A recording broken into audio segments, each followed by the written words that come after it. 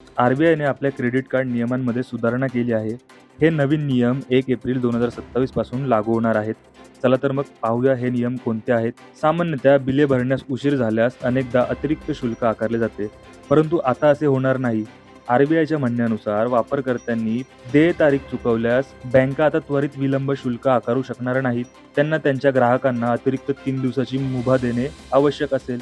यासाठी तुमच्याकडून कोणतेही अतिरिक्त शुल्क आकारले जाणार नाही. नवीन नियमानुसार विलंब शुल्क संपूर्ण बिलाच्या रकमेवर नव्हे तर केवळ थकबाकीच्या रकमेवर आकारले जाईल. यामुळे व्याज कमी होईल. 3 दिवसानंतरही बिल न भरल्यास क्रेडिट स्कोअरवर परिणाम होईल. आर-बी-आयचा हा नवा नियम क्रेडिट कार्ड वापरकर्त्यांना मोठा दिलासा देईल, परंतु आपले बिल वेळेवर भरणेच उत्तम. त्यामुळे तुम्ही विलंब शुल्काचा ताण आणि तुमच्या क्रेडिट स्कोअरवरील नकारात्मक परिणामांपासून वाचू शकाल.